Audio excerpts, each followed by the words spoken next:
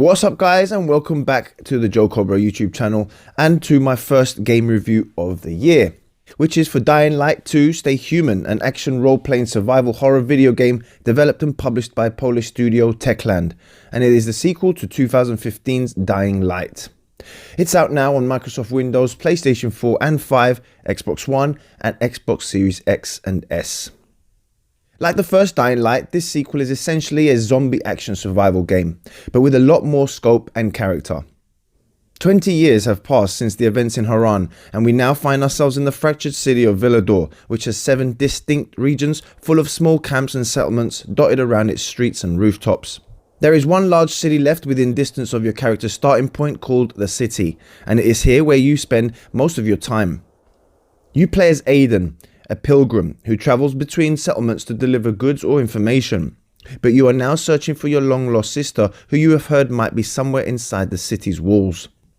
Now you can choose to race through the main story like I did, which took me around 20 hours, or you can complete side missions, tasks, scavenger hunts and many other small events that you stumble upon along the way, which will no doubt take up a lot of your time within the game. Needless to say, I will definitely be going back to do all the side quests I missed out on now that I'm done with the story. The one thing you will be doing a ton of is traversing the game's huge city, which is 4 times bigger than the original game. And thankfully, the parkour system really is the highlight of Dying Light 2, and it never once got boring or annoying throughout my time with the game, and I cannot stress this enough.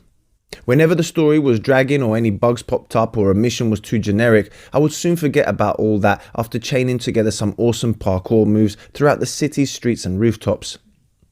The way everything flows and how the parkour upgrades slot into one another is a real treat here. Successfully running and chaining together moves feels so damn satisfying, and the parkour here feels so much better than in the first game, which was already pretty darn good.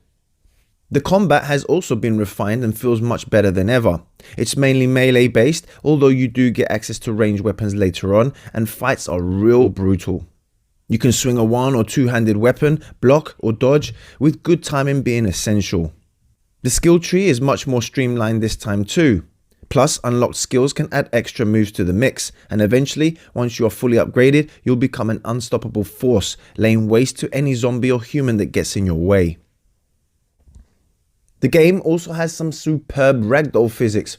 Getting a baseball bat out and connecting with a zombie's head just feels amazing.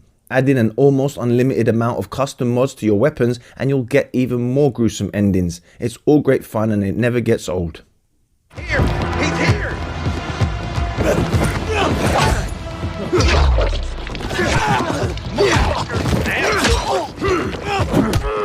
You're mine now!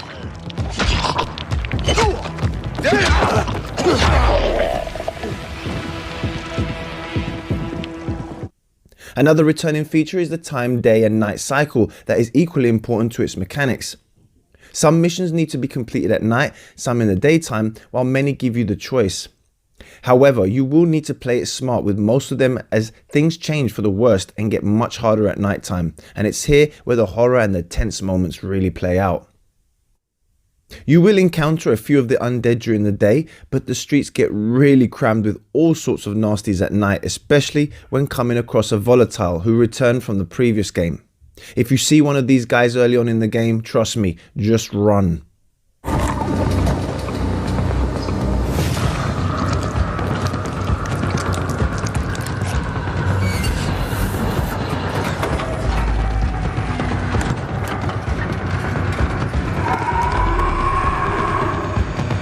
We got company here.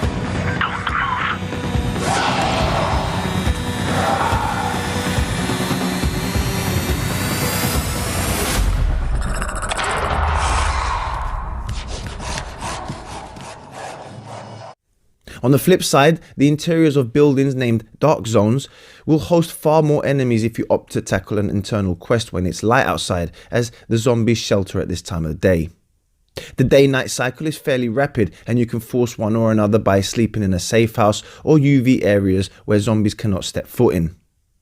It just adds another layer of strategy and planning to even the most minor side missions.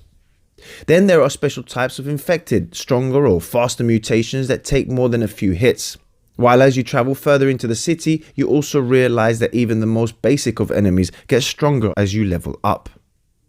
Where I feel the game really falls flat is in its story. The main hero Aiden is unfortunately as generic as they come and is more of a cardboard cutout than anything else. And it's a shame, as Hollywood actress Rosario Dawson is in the game as a fantastic anti-hero you get to hang out with and kills people with a very cool crossbow. We also get real life parkour expert and actor David Bell, which was very cool. I just wish the main protagonist was more like them, but unfortunately this is not the case. The whole ending and final boss could have been better too. I must also add that I did come across some bugs during my time with the game, like your usual pop-in and missing dialogue 1 or 2 times, but nothing that I would say was game breaking. And lastly, Dying Light can be played in co-op with up to 4 players, but unfortunately I have not had a chance to try it out yet. But I definitely will, and I'm sure that it will be as much fun as it was in the first game. Dying Light 2 Stay Human is a fantastic game when everything is working as it should, and it is just as good as the first game, but better, especially when it comes to the parkour and combat. But it also has some of the biggest problems the first had too, which is a boring main protagonist and unlikable side characters and a pretty boring story. Apart from this, Dying Light 2 is a fantastic game, especially if you are more about gameplay than story, which in that case, Dying Light 2 is a real winner. My final score for Dying Light 2 Stay Human is a very strong 7 out of 10.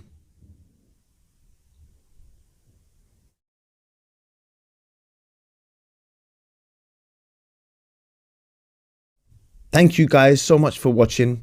Please let me know in the comment section below what is your favorite zombie game, and make sure to subscribe, give my video a thumbs up and hit that bell button. Take care guys, and I'll see you all on the next Joe Cobra video. Bye bye.